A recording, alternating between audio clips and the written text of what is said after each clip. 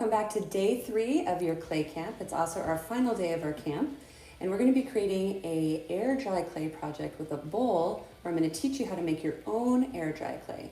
So make sure you've picked out a really cool bowl from your kitchen that you would like to take a mold of, which means basically like you want to replicate it like almost exactly the same. So some different options. You probably have a lot of options in your kitchen, so make sure you've picked a bowl out that you would like to recreate.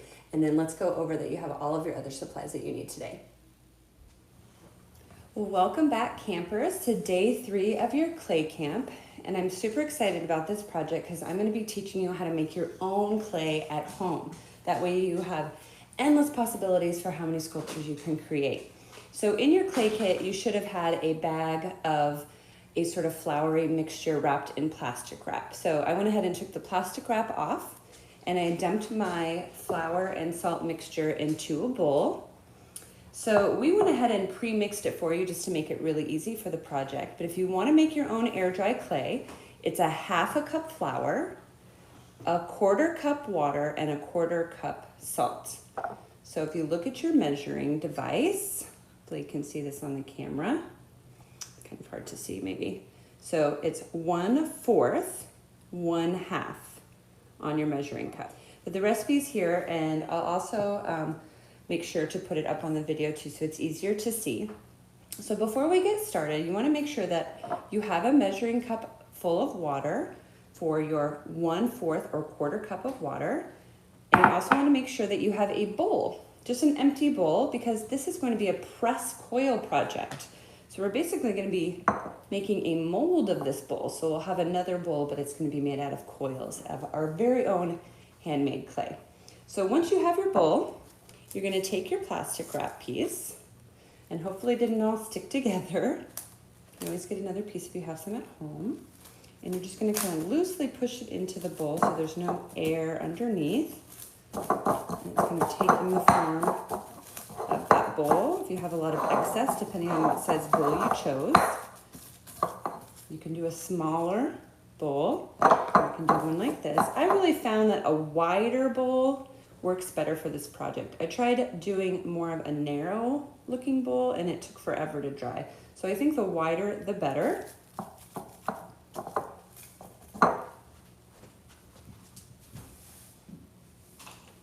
So we're going to be creating something that looks similar to this one. So this one is still drying, but you can see the coils here. You won't necessarily see all your coils on the inside, but once it dries and you take it out, you'll see all the cool patterns of the coils on the other side. So let's get started. We have our bowl ready to go. Let's go this way. We have our bowl of flour and salt mixture. We already put the flour and the salt together for you, so all you have to do is add the water. So I'm gonna go ahead and put a 1/4 cup of water in my measuring cup. I'm not gonna pour all the water in at once. I'm only gonna pour in a little bit because we don't want it to be too sticky, because then it's impossible to work with. So I'm just gonna put about 1/2 of that in. You're gonna wanna take a fork to kind of start mixing and smushing. And if it absorbs all the water right away, then you can go ahead and add more. I just find it's better to start with a small amount of water because you may not have more flour to add. You can always add more water though. If you're doing this with your own flour, it doesn't matter too much because if it gets too sticky or too mushy, you can always add more flour. So I'm just going to slowly mix. Sorry about all the noise here. You can put it on top of here, it'll be less noisy. There we go.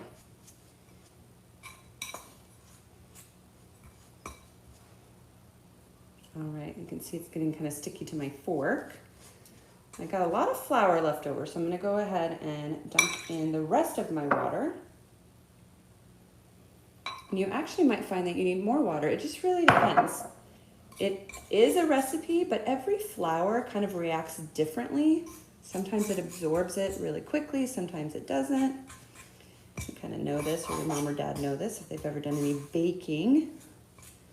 Especially pancakes. You always find that sometimes you have to add more water, more pancake mix. All right, now I'm starting to get more of the flour. All right, at this stage, I would pick it up into my hands. It's gonna be a little bit sticky, so on the sticky part, you just wanna kind of flip it over so it starts sticking to whatever flour is left in the bowl.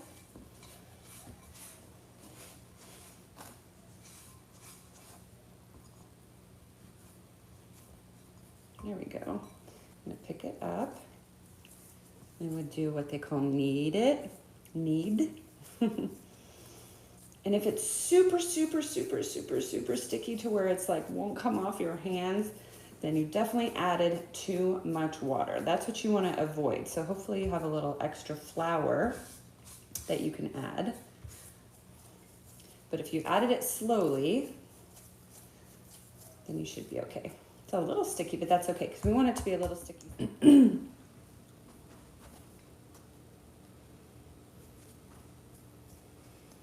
Right, if it seems a little sticky, that's okay, but it should have a pretty good consistency. So now you're ready to start making your coil press. So I'm gonna go ahead and clear off my space. And then I have my bowl. I'm gonna kind of put it towards the top here a little bit so I have more room. So we're gonna be creating coils. So if you'd like, you can just do one consistent coil all the way to the top of your bowl, or you can do designs with your coils where you do like a little coil. You could do a little coil in the middle and then you could put a coil off to the side. And I'll kind of show you two different ways of approaching it. So here's where that first project we did in camp, making coils, that practice is going to come in handy. So I'm going to start off with some of my dough. My clay. And I make kind of like a hot dog shape again. And if the workspace that you're working on is starting to kind of stick to your clay, just sprinkle a little bit of flour down, kind of like when you're making cookies so it doesn't stick to your workspace. So I'm going to go ahead and start rolling my coil. Remember your even pressure. Remember to go all the way through so you get a nice round coil. If it starts getting too long right away, just break it in half. It's really easy to connect the coils. And don't feel like you have to do the same thickness coil as I'm making. You can go really thick or really thin. The thicker you go, the longer it's just gonna take to dry. So I'm gonna go ahead and get my bowl here. And you're gonna wanna be careful because it's gonna be a lot more fragile than the air dry clay was. You can kind of see, I pinched it right here and it already started falling apart. So you have to be really gentle getting it into the bowl. And I'm gonna start coiling it around.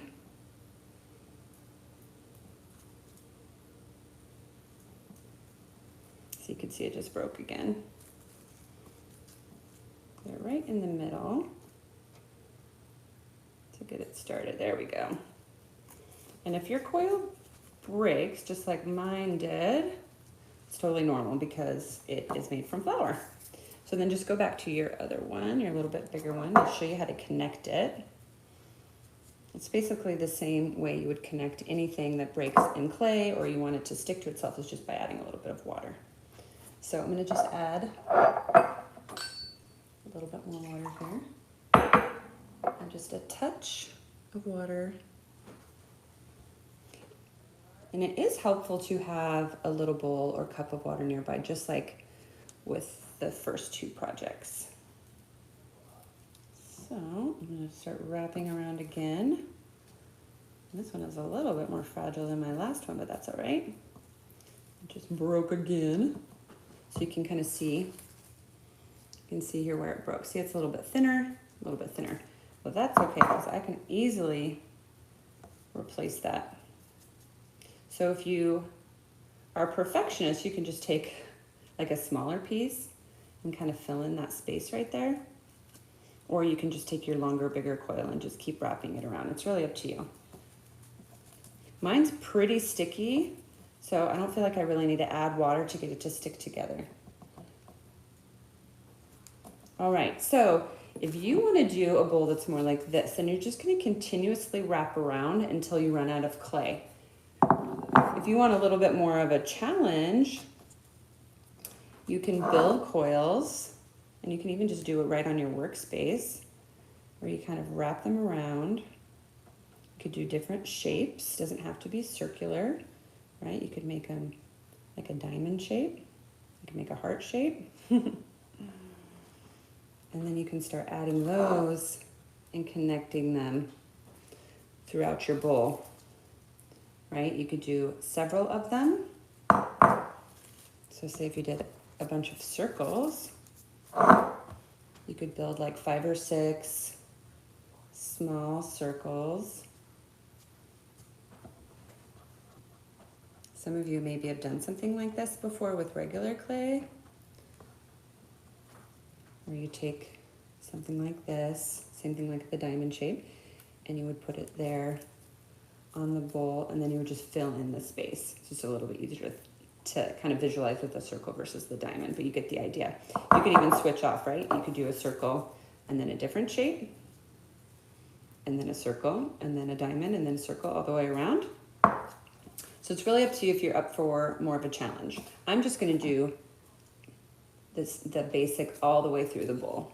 Especially for this first one, I think it's important to kind of understand how to do it before you get too challenging, but it's really up to you.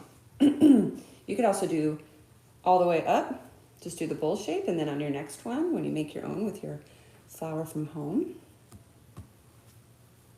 could do something a little bit more challenging. So you just keep rolling coils, maybe add a tiny touch of water where you're going to attach it. And just be careful that your coils don't fall apart. I think I could have used a little bit less water since my coils are kind of falling apart really easily. My last one didn't fall apart quite so easily, so I think I used a little less water.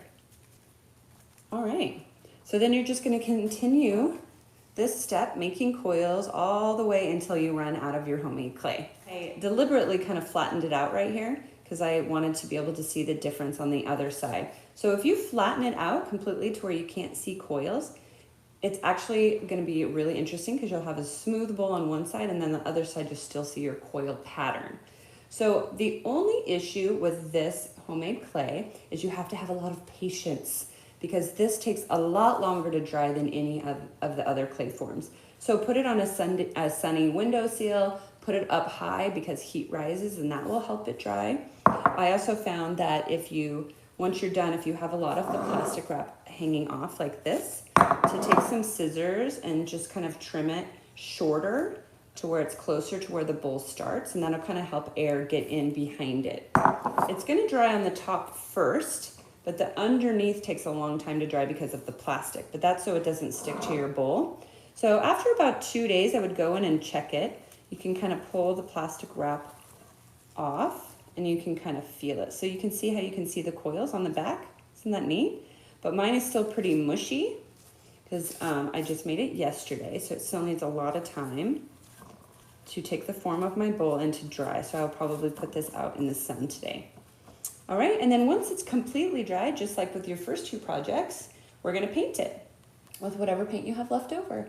So I hope you like this project and I hope you like this clay camp, everybody. Thank you so much for making art with me.